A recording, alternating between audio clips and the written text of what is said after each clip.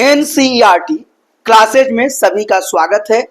NCERT का series बन रहा है जिसमें क्लास 6 से क्लास 12 तक का सीरीज बन रहा है। अभी क्लास 6 चल रहा है हिस्ट्री का, और हिस्ट्री क्लास 6 का आज चैप्टर 6 शुरू हो रहा है। चैप्टर 6 का यह पार्ट जो है वह 1 है, यानी NCERT series history class 6 chapter 6, class 6 भी है, चैप्टर 6 भी है। इसका पार्ट 1 आज बन रहा है। चैप्टर का नाम है नए प्रश्न नए विचार, यानी न्यू क्वेश्चंस एंड आइडियाज, ये इसका नाम है। और इसमें जो चैप्टर शुरू हो रहा है तो पेज संख्या आप 52 को ओपन कर लीजिए, अगर आपके पास बुक हो तो। और बुक नहीं है तो आप मेरी बातों को सुनिए, मैं हर बात बताऊंगा और आज कुछ ज्यादा भी बताऊंगा, कुछ स्पेशल चीज बताऊंगा जो बच्चे कॉम्पिटिटिव एग्जाम्स की तैयारी कर रहे हैं उनके लिए ये सब बहुत जरूरी है। तो मेरे साथ आप बने रहिए, बहुत ही इंटरेस्टिंग टॉपिक है, आप इसको पढ़िए और आप इसमें बोर नहीं होइएगा, ये मेरी गारंटी है। अब देखिए, सबसे पहले तो अनघा स्कूल ट्रिप है। अनघा एक बच्ची का नाम है और स्कूल की ट्रिप पर जा रही है। जो स्कूल के बच्चे वो सैर पर जाते हैं तो यहाँ पर हिंदी में लिखा है अनघा निकली सैर पर, और इंग्लिश में है कि अनघा स्कूल ट्रिप, और ये स्कूल ट्रिप पर अनघा जा रही है। तो उसमें क्या बात हो रही है वो मैं आपको पढ़ के समझा दे रहा हूँ, फिर आगे बोलूंगा। अनघा आज पहली बार अपने विद्यालय की ओर से सैर पर जा रही है। सैर यानी टूर पर जा रही है, टूर पर, और टूर बोला जाता है, सही बात यही है। तो अनघा आज पहली बार अपने विद्यालय की तरफ से सैर यानी पर्यटन में निकल रही है, टूर पर जा रही है, यात्रा पर जा रही है। और इसके लिए उसने देर रात पुणे, जो महाराष्ट्र में है, ठीक है, अब देख लीजिए ये महाराष्ट्र है तो यहीं पर पुणे है। देखिए भारत का मैप है, मैं बताऊंगा, तो महाराष्ट्र में यहाँ पुणे है। तो ये देर रात में पुणे यानी महाराष्ट्र से वाराणसी उत्तर प्रदेश की ट्रेन पकड़ी। अनघा जो है वह यहाँ पर महाराष्ट्र पुणे से, और देखिए यही बनारसी है, ये देखिए इसका चर्चा बार बार यहाँ पर आएगा। तो ये बनारसी है, देखिए भी मैं लिख दिया हूँ, देखिए मैप पर, ये बनारस है, वाराणसी, इसी को काशी भी कहा जाता है। तो यहाँ पुणे से ये यहाँ के लिए ट्रेन पकड़ी है, मतलब वो पुणे की रहने वाली है, महाराष्ट्र की है। महाराष्ट्र से वो आ रही है, और कहाँ आ रही है तो बनारस आ रही है, यानी वाराणसी आ रही है, जो उत्तर प्रदेश में है। और उत्तर प्रदेश की ये इसे सांस्कृतिक राजधानी भी माना जाता है, बहुत ही इंपॉर्टेंट ये जगह है। इसके पहले हमने महाजन पद पढ़ाया है, तो उसमें महाजन पद में 16 महाजन पद में ये काशी महाजन पद भी था, इसका नाम काशी महाजन पद था, जिसकी राजधानी वाराणसी हुआ करती थी। तो वहां के लिए ट्रेन पकड़ी। स्टेशन पर अनघा को छोड़ने आई उसकी माँ ने अध्यापिका से कहा। स्टेशन पर अब बच्चे भाई टूर पर जाएंगे, यात्रा पर जाएंगे या ट्रिप पर, तो उसके साथ पेरेंट्स आएंगे। तो अनघा की माँ भी स्टेशन पर आई है। जब उसको छोड़ने के लिए आई तो उसने टीचर से मिलकर उसकी माँ ने रिक्वेस्ट किया, क्योंकि टीचर को तो हम लोग बहुत रेस्पेक्ट से देखते हैं, सम्मान से।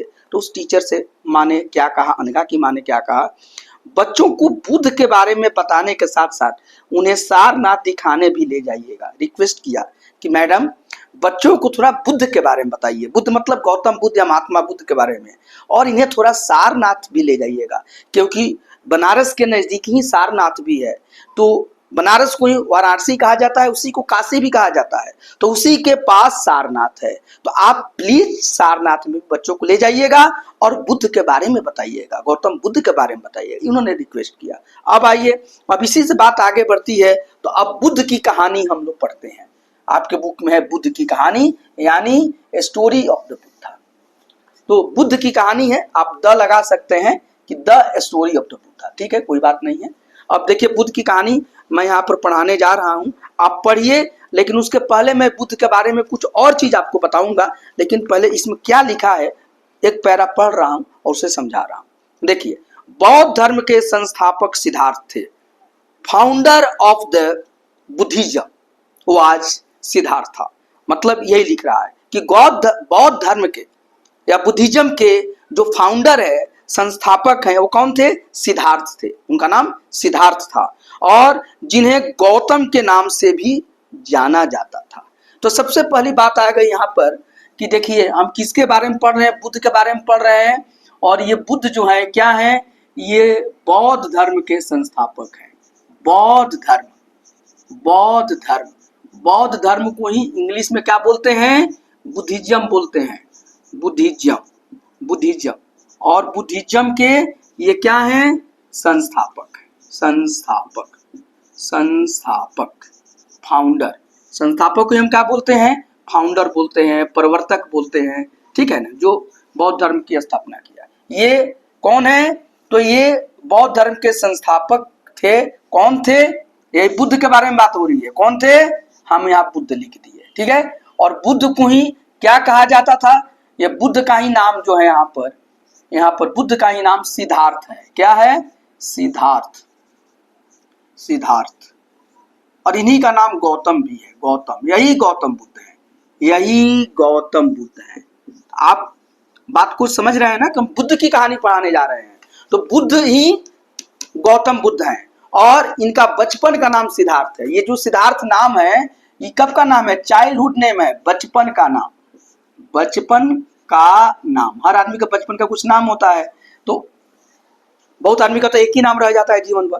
तो बचपन का नाम इनका सिद्धार्थ था, लेकिन ये बाद में बुद्ध कहलाए। इनका गौतम भी इनको कहा जाता था, तो इनको गौतम बुद्ध कहा गया। और बुद्ध इसलिए कहा गया क्योंकि बुद्ध, बुद्धि से या ज्ञान से बुद्ध का शब्द जुड़ा हुआ है। तो इनको चूंकि बुद्धत्व की प्राप्ति हुई, बोधि की प्राप्ति हुई, बुद्धि की प्राप्ति हुई, ज्ञान की प्राप्ति हुई, इसलिए इनको बुद्ध कहा गया।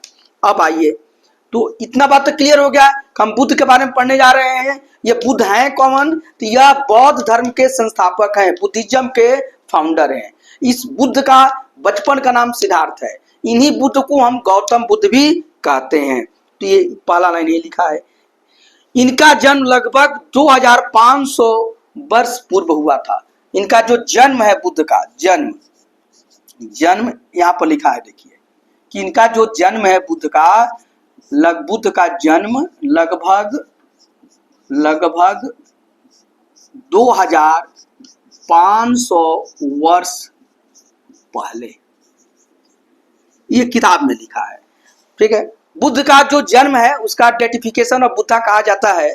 तो कई लोग कई बात कहते हैं, लेकिन मैं ये तो मोटा मोटी बात बता दिया गया कि आज से 2500 वर्ष पहले बुद्ध का जन्म हुआ था, यानी बुद्ध हुए थे।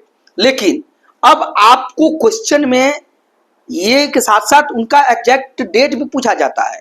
तो जो सबसे मोस्ट एक्सेप्टेबल डेट है, जिसको कि सभी लोग मानते हैं, और एनसीईआरटी भी आपको आगे क्लासेज में लिखेगा 12 वगैरह में।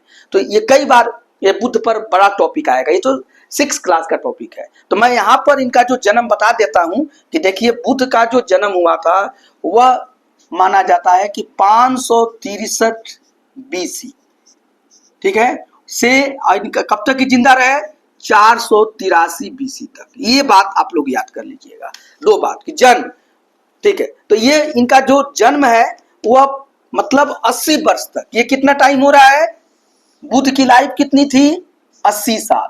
ये 80 वर्ष तक जीवित रहे, 80 वर्ष तक ये जीवित रहे, जीवित। बुद्ध का जीवन 80 वर्षों का था, यानी 563 में इनका जन्म हुआ। देखिए मैं यहाँ पर डायरेक्ट लिख देता हूँ, जन्म। और ये क्या थी, मृत्यु, मृत्यु। इनकी मृत्यु को, बुद्ध की मृत्यु को एक अलग नाम दिया जाता है, महापरिनिर्वाण। क्या कहा जाता है, महापरिनिर्वाण। ये बहुत इंपॉर्टेंट बात है, याद कर लीजिएगा, यही एक्स्ट्रा है कि बुद्ध की मृत्यु हुई और इनके मृत्यु को नाम दिया गया महापरिनिर्वाण, ठीक है। और बुद्ध की मृत्यु को अब आधुनिक काल में जो बाबा साहब भीमराव अंबेडकर, जिन्होंने संविधान की रचना की है, तो यह संविधान निर्माता जिनको माना जाता है, उनकी भी मृत्यु को हम महापरिनिर्वाण बोलते हैं, क्योंकि वो भी बौद्ध धर्म को अपना लिए थे और एक ग्रेट पर्सनालिटी थे। लेकिन ये सब बुद्ध से जुड़ा हुआ है कि बौद्ध धर्म में बुद्ध की मृत्यु को मृत्यु नहीं बोला जाता है, महापरिनिर्वाण बोला जाता है। और बुद्ध का जो जन्म काल है वो 563 ईसा पूर्व में हुआ था। तो एक बात आपको मैं यहाँ पर बता दिया। एक और बात मैं आपको बताना चाहूंगा कि बुद्ध के साथ, फिर मैं आगे पढ़ूंगा, लेकिन बुद्ध के साथ 3 इनकी जो घटनाएं हैं, एक तो हर व्यक्ति के साथ 2 घटना तो होती ही है कि एक जन्म होता है और एक मृत्यु होता है। तो ये बुद्ध के साथ भी हुआ कि जन्म हुआ और मृत्यु हुआ, और बीच में बुद्ध को ज्ञान की प्राप्ति हुई। क्योंकि ज्ञान की प्राप्ति हुई तभी सिद्धार्थ बुद्ध बने, तभी सिद्धार्थ का नाम या गौतम का नाम बुद्ध पड़ा, गौतम बुद्ध पड़ा या महात्मा बुद्ध कहलाए। तो चूंकि उनको ज्ञान की प्राप्ति हुई, तो इस ज्ञान की प्राप्ति को इनलाइटनमेंट कहा जाता है। और जब ये ज्ञान की प्राप्ति हुई, इसी को संबोधि भी कहा जाता है। तो जब उनको संबोधि की प्राप्ति हुई तो वो भी एक इनके जीवन की महत्वपूर्ण घटना है। तो तीन महत्वपूर्ण जो बुद्ध की घटना हुई, जन्म, ज्ञान और मृत्यु, ये संयोग है कि तीनों एक ही तिथि को हो रही है, एक ही तिथि को हो रही है, और वह तिथि है बैसाख माह की पूर्णिमा। तो मैं ये एक इंपॉर्टेंट चीज है, आप नोट कर लीजिएगा, ठीक है ना, इंपॉर्टेंट करके लिख देता हूं कि बुद्ध का जन्म ज्ञान प्राप्ति और महापरिनिर्वाण, इसी को मृत्यु कहते हैं। बुद्ध की मृत्यु है, तो बौद्ध ग्रंथों में इसको मृत्यु नहीं बोला जाता है, महापरिनिर्वाण में बोला जाता है। लेकिन आप समझिए कि बुद्ध का जो जन्म हुआ, ज्ञान प्राप्ति हुआ और जो महापरिनिर्वाण हुआ, यह बुद्ध का जो हुआ, यह देख लीजिए, ये एक ही तिथि को हुआ है, इसको आप नोट कर लीजिए। और वह तिथि है बैसाख माह की पूर्णिमा। कौन सी तिथि है? बैसाख माह की पूर्णिमा की तिथि। इसी दिन बुद्ध जयंती मनाया जाता है, हर जगह बुद्ध जयंती मनाया जाता है। तो बैसाख माह की पूर्णिमा होती है, और इसी बैसाख माह की पूर्णिमा के दिन बुद्ध को क्या हुआ था? जन्म हुआ। बुद्ध का जन्म कब हुआ? तो मैं बता दिया कि ये 563 ईसा पूर्व है, इसी को ज्यादा माना जाता है, आज से 2500 वर्ष पहले। और बुद्ध का महापरिनिर्वाण कब हुआ? तो देख लीजिए, ये 483 बीसी में। और बुद्ध की ज्ञान प्राप्ति कब हुई? तो बुद्ध जब 35 वर्ष के हुए, अब जोड़ लीजिए यहां से, तो 35 वर्ष की उम्र में उनको ज्ञान प्राप्ति हुई थी। तो मैं यहां पर लिख देता हूं 35 ईयर्स, 35 वर्ष की आयु, बुद्ध की ज्ञान प्राप्ति हुई है 35 वर्ष की आयु में, ठीक है। क्योंकि बुद्ध से जुड़ी हुई घटना है कि बुद्ध के ये सब घटनाक्रम को याद किया जाता है परीक्षा के दृष्टि से, कि बुद्ध का जन्म 563 ईसा पूर्व में हुआ, ठीक है। बुद्ध की जो शादी हुई थी वह 16 साल की उम्र में हुई है। और बुद्ध को जो पुत्र रत्न की प्राप्ति हुई, बुद्ध का एक पुत्र भी हुआ, उसका नाम था राहुल। तो वो बुद्ध की जो पुत्र रत्न की प्राप्ति हुई थी, बुद्ध जब 28 साल के थे, 28 ईयर्स, और ठीक 1 साल बाद जब राहुल 1 साल के थे, उसी समय बुद्ध ने अपने घर का त्याग कर दिया था, जिसे कि हम महाभिनिष्क्रमण कहते हैं। इसको मैं लिखवाऊंगा आपको, महाभिनिष्क्रमण कहते हैं। उस समय बुद्ध का उम्र जो हो रहा था वह 29 वर्ष का हो रहा था, ठीक है। और 29 वर्ष के बाद बुद्ध 6 वर्षों तक ज्ञान में घूमते रहे हैं। और कहाँ घूमे हैं? तो कई लोगों के पास गए, लेकिन जो मुख्य जो उनके गुरु से टीचर्स, एक अलार कलाम थे, उनके पास गए हैं बुद्ध, और वहां जाकर उन्होंने सांख्य दर्शन और वेदांत की शिक्षा पाई है। हालांकि बुद्ध जो चीज जानना चाहते थे उनको संतुष्टि नहीं होती है। फिर बुद्ध के एक और गुरु हैं जो जिनका नाम पाली ग्रंथों में उद्दक रामपुत्र कहा जाता है, और ऐसे और सामान्य में संस्कृत में रुद्रक रामपुत्र है, उनसे भी उन्होंने शिक्षा ली और योग की शिक्षा ली। तो योग की शिक्षा रुद्रक रामपुत्र से लिया, और सांख्य और वेदांत की शिक्षा किससे लिया? वो आपको अलार कलाम से। इसीलिए बौद्ध धर्म पर सांख्य दर्शन का प्रभाव पड़ है। पूछा जाता है कि बौद्ध दर्शन पर या बौद्ध धर्म पर किसका प्रभाव है? तो ये सांख्य दर्शन का प्रभाव है, क्योंकि वो सांख्य दर्शन से प्रभावित थे। हालांकि वो संतुष्ट नहीं हुए, और फिर जाकर उनको जब ज्ञान प्राप्ति हुई तो उन्होंने अपनी बातें कही, और वही बुद्ध की शिक्षाएं हैं, और उसी को बौद्ध धर्म में आपको मिलता है। तो इतना बात आपको मैं डिटेल बताया, और आपको अब मैं इसको समझा रहा हूं। लेकिन सबसे पहले इस पैराग्राफ को मैं पढ़ूं। यह वह समय था जब लोगों के जीवन में तेजी से परिवर्तन हो रहे थे। एक और बात है कि बुद्ध का जब जन्म हुआ आज से लगभग 2500 वर्ष पहले, 2500 वर्ष पहले, उस समय लोगों के जीवन में बहुत परिवर्तन हो रहे थे। और वह जो समय था एक तरह से ट्रांजिशन फेज था, संक्रमण की काल थी, परिवर्तन हो रहे थे। और देखिए हजारों यहाँ पर दे रहा है कि यहाँ पर एक और बात है कि महाजनपदों के कुछ राजा इस समय बहुत शक्तिशाली हो गए थे। इसके चैप्टर में जनपद और महाजनपद की मैं चर्चा किया हूं। तो महाजनपदों के राजा इस समय तक बहुत शक्तिशाली हो गए थे। उसी में मगध महाजनपद था, उसी में वज्जी संघ था, और भी काशी महाजनपद था। तो ये कई जनपद थे। तो यहाँ के अवंती महाजनपद था। तो बहुत 16 महाजनपद हैं, उनकी मैं अलग से चर्चा करूंगा। लेकिन महाजनपद के राजा बहुत शक्तिशाली हो गए थे। हजारों सालों के बाद फिर से नगर उभर रहे थे। ये जो बुद्ध का जो समय है, बुद्ध काल है, ये बुद्ध का काल, इसमें क्या हुआ कि दूसरा ये द्वितीय नगरीकरण था। हजारों सालों के बाद फिर से शहर उभर रहे थे, नगर उभर रहे थे। मतलब कि यह सेकेंड अर्बनाइजेशन का फेज था। क्या था? Second urbanisation. यहाँ पर लिख लीजिए, एक मैं यहाँ पर पॉइंट लिख रहा हूँ, इतना बात आप नोट कर लीजिए, फिर मैं इसके बाद और कुछ बोलाऊंगा। तो ये देखिए इंपॉर्टेंट बता रहा है ये बात कि यहाँ पर महाजनपद, पहले तो ये संक्रमण का काल था। एक और बता रहा है ये जो तेजी से बदलाव हो रहे थे, तेजी से बदलाव किस चीज में? परिस्थितियों में। नहीं, तेजी से बदलाव किस चीज में? ब्रैकेट में लिख देता हूं, परिस्थितियों में। परिस्थितियों में, ठीक है ना? परिस्थितियों में तेजी से बदलाव हो रहे थे, ये लिख लीजिए। किस समय जो सिचुएशन था उस समय का, उसमें बहुत बदलाव हो रहे थे। तो एक तो ये बात हो गई। महाजनपद के राजा मजबूत, किस स्थिति में थे? वो मजबूत थे। एक ये बात हो गई। दूसरी बात यही उस समय है बदलाव था। देखिए ये बदलाव ही ना है। बदलाव में क्या हुआ कि महाजनपद के राजा मजबूत हो रहे हैं, एक ये बदलाव है। दूसरा इसका बदलाव क्या है कि दोबारा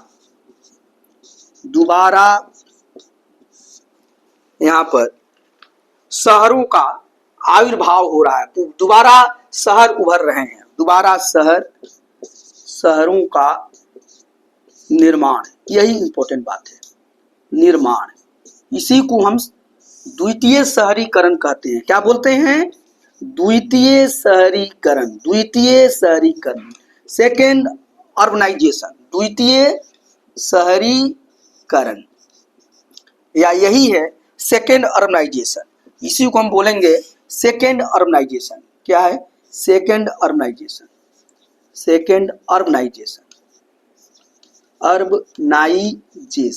अब आपसे कोई पूछेगा कि सर ये सेकेंड कह रहे हैं, पहला कौन है? तो याद कीजिए, मैं तो पढ़ाया हूं कि पहला जो हड़प्पा सभ्यता था वो भी नगर संस्कृति था। वो शहर, वहां पर शहर थे। तो जो भारत का जो पहला या विश्व का कहिए, ये जो पहला जो अर्बनाइजेशन है वह सिंधु घाटी सभ्यता माने इंडस वैली सिविलाइजेशन, उसी को हम लोग हड़प्पन सिविलाइजेशन या हड़प्पा सभ्यता कहते हैं। तो हड़प्पा सभ्यता तो पहला ये नगरीकरण था, फर्स्ट अर्बनाइजेशन था वर्ल्ड का। ये देखिए अब 6ठी शताब्दी ईसा पूर्व में बुद्ध का जन्म देख रहे हैं ना, 563 ईसा पूर्व है, और यही ना 6ठी शताब्दी ईसा पूर्व हो गया। तो 6ठी शताब्दी ईसा पूर्व में फिर दोबारा शहर का निर्माण हो रहा था, और यही द्वितीय अर्बनाइजेशन है। तो ये परिस्थितियों में बदलाव है कि महाजनपद के राजा मजबूत हो रहे हैं और शहरों का उभार आ रहा है। मतलब कि ग्रामीण संस्कृति का जो बदलाव है वो अब शहर की संस्कृति में बनने लगा है। और इसी तरह से देखिए कि अब यहाँ पर क्या हुआ, इसीलिए लिख रहा है कि गाँव के जीवन में भी बदलाव आ रहा था। जब शहर बनेगा तो गाँव के जीवन बदलाव आएगा। इसका डिटेल में ये जो चैप्टर 9 में हम इसका चर्चा करेंगे। और साथ ही साथ देखिए बहुत से विचारक इन परिवर्तनों को समझने का प्रयास कर रहे थे। अब उस समय ये जो परिवर्तन हो रहे थे कि शहरों का निर्माण, यहाँ पर एक और पॉइंट लिख दीजिए कि गाँव में बदलाव, गाँव में परिवर्तन। देखिए तो ये 3 चीजें हैं कि दोबारा पहला हुआ कि महाजनपद के राजा बहुत मजबूत हो रहे थे, क्योंकि मैं बोला हूं ना कि इस समय तेजी से बदलाव हो रहा था। ये जो बुद्ध का जब जन्म हुआ और जो 6ठी शताब्दी ईसा पूर्व की ये परिस्थिति बता रहा है, तो बदलाव क्या हो रहा था, तो महाजनपद के राजा अब बहुत मजबूत हो गए थे। साथ ही साथ अब जब राजा मजबूत होने लगेंगे तो उनके आपस में टसल भी होगा, झगड़ा भी होगा। आप देख रहे हैं अभी लड़ाई चल रहा है ना, ये ईरान और इजराइल में, उधर यूक्रेन और रूस में, तो ये बहुत समस्या है। तो अगर आपको लगेगा कि शक्ति आ गई तो आप एक तरह से हाँफने लगिएगा दूसरे पर, दूसरे को अपना धौंस दिखाने लगिएगा। तो कुछ परिस्थितियां इस समय भी ऐसी हो रही थी। तो एक तो था कि महाजनपद के राजा मजबूत हो रहे थे और मजबूत होने के कारण जो जो परिवर्तन आते हैं वो होना शुरू हुआ। दूसरा कि दोबारा शहरीकरण हुआ, नगरीकरण हो रहा था, शहरों का आविर्भाव हो रहा था। और जब शहरों का आविर्भाव हो रहा है, तीसरा कि गांवों में परिवर्तन आ रहे थे, ग्रामीण जो जीवन था उसमें परिवर्तन आ रहा था। और इसके कारण क्या हो रहे थे कि समाज में परिवर्तन हो रहा था, समाज में उथल पुथल था। और इस परिवर्तन को समझने के लिए उस समय के जो विचारक हैं वो प्रयास कर रहे थे। और इसका बात क्या हुआ कि अब इसका रिजल्ट क्या हुआ कि जो विचारक हैं, विचारक परिवर्तन को समझने का प्रयास कर रहे थे। विचारक जो तो थे, परिवर्तन जो बदलाव आ रहे थे, इसको परिवर्तन को समझने का प्रयास। तो जो उस समय के विचारक थे वो समझने का प्रयास कर रहे थे। भाई बुद्ध तो विचारक ही थे ना, तो इसीलिए बौद्ध धर्म आ गया। या ये चर्चा हो रही है कि परिस्थितियां बदल रही थी और उस परिस्थितियों को समझने के लिए विचारक कर रहे थे। वे जीवन के सच्चे अर्थ को भी जानना चाहते थे। तो ये प्रयास कर रहे थे और जीवन के सच्चे अर्थ को जानना चाह रहे थे, जीवन के सच्चे अर्थ को जानना चाह रहे थे, जीवन के सच्चे अर्थ को समझना चाहते थे, समझना। तो यहां तक मैं परिस्थिति की चर्चा किया जिसमें कि जो बुद्ध हैं, गौतम बुद्ध हैं, उन्हीं का बचपन का नाम, चाइल्डहुड नेम सिद्धार्थ है।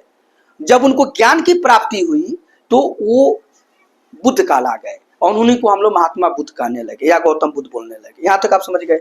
यही बौद्ध धर्म के संस्थापक हैं, इसमें ये आपको बताया गया है। साथ ही साथ बुद्ध का यहाँ पर बताया गया कि बुद्ध कब थे, तो लगभग आज से 2500 वर्ष पहले थे। हमने उनका एग्जैक्ट डेट बताने का प्रयास किया जो कि सर्वमान्य है, और वह है 563 ईसा पूर्व, यानी 563 बीसी से लेकर 483 बीसी तक, 483 बीसी तक उनका जीवन काल है। जीवन काल का मतलब कि 563 ईसा पूर्व में इनका जन्म हुआ बुद्ध का, और 483 ईसा पूर्व में देख लीजिए, 483 ईसा पूर्व में बुद्ध की मृत्यु हुई। इनकी मृत्यु को एक अलग नाम दिया गया, महापरिनिर्वाण। यह बुद्ध की ही मृत्यु को कहते हैं। हालांकि अब आधुनिक काल में ये जो बाबा साहब भीमराव अंबेडकर हैं, उनको भी जो मृत्यु हुई तो उसको भी महापरिनिर्वाण कहा जाता है। तो ये अलग एक जानकारी की बात आपको बताया।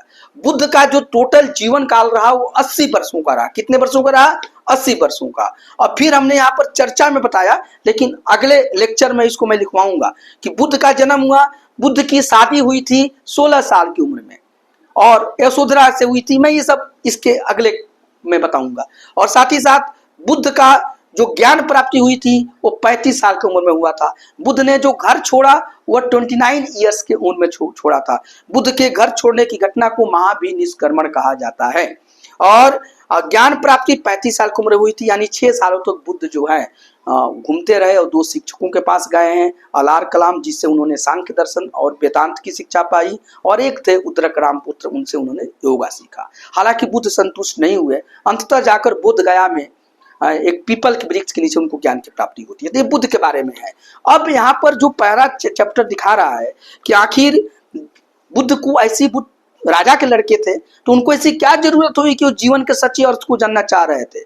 तो बुद्ध ही नहीं, उस समय के बुद्ध के समकालीन और 6 तीर्थंकरों की चर्चा आती है। और उस समय लोग, समाज में परिवर्तन हो रहा था। वो क्या परिवर्तन हो रहा था? क्योंकि समाज में या उस समय की जो सामाजिक स्थिति थी उसमें तेजी से बदलाव आ रहे थे। पहला बदलाव ये आ रहा था कि महाजनपद मजबूत हो रहे थे और उसके राजा भी मजबूत हो रहे थे। ठीक है, जब मजबूत होंगे तो संघर्ष की स्थिति पैदा होगी।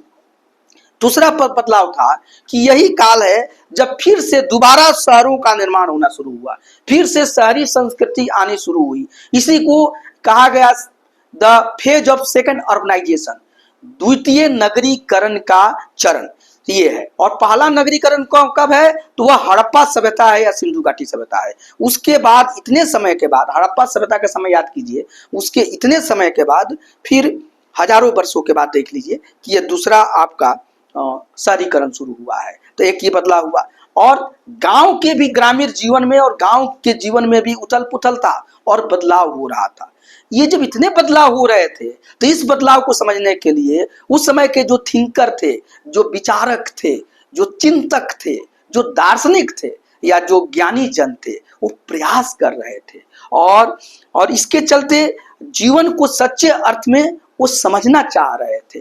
तो आज इसी तक पर मैं रोक रहा हूं और फिर नेक्स्ट पार्ट में क्लास में समझाऊंगा, क्योंकि अभी आपको हमने परिस्थिति बताया कि किस परिस्थिति में बुद्ध ने बौद्ध धर्म की स्थापना किया। आखिर वो कौन सी परिस्थिति थी? पहले से तो धर्म चल ही रहे थे, तो बुद्ध की कौन जरूरत हुई? तो जरूरत ये थी कि परिस्थितियों में बदलाव आ रहा था। क्यों बदलाव आ रहा था? क्योंकि महाजनपद मजबूत हो रहे थे, राजा मजबूत हो रहे थे, इससे एक संघर्ष की स्थिति बन रही थी। दूसरा कि समाज में बहुत सरप्लस प्रोडक्शन हो रहा था, समाज अब समृद्ध हो रहा था। जब समृद्ध होगा तभी ना शहर बनेगा और शहरों का विकास होगा। तो यहाँ पर फिर दोबारा शहरों का विकास होने लगा। इसकी मतलब कि समाज में अब वैभव और समृद्धि आ रही थी, तो ये संपन्नता आ रही थी, शहरों का विकास हो रहा था, गांव के जीवन में भी परिवर्तन होना शुरू हो गया था। इन सब चीजों में एक परिवर्तन आ रहा था और ये सामाजिक परिवर्तन का जन्म दे रहे थे। इसी परिवर्तन को उस समय के जो दार्शनिक विद्वान और थिंकर थे समझना चाह रहे थे